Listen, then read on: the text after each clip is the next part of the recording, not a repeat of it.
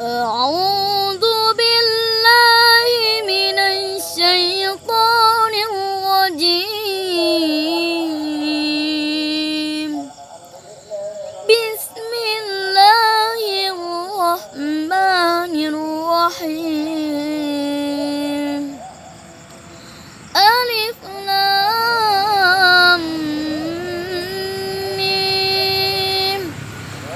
ذلك الكتاب لا ريب فيه هدى للمتقين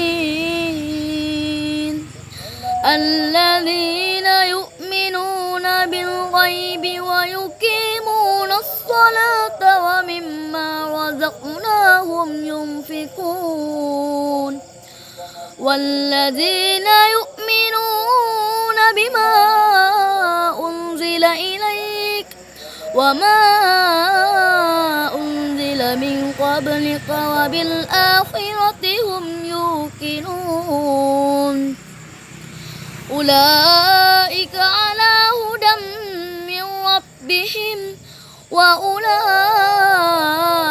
هم المفلحون إن الذين كفروا سواء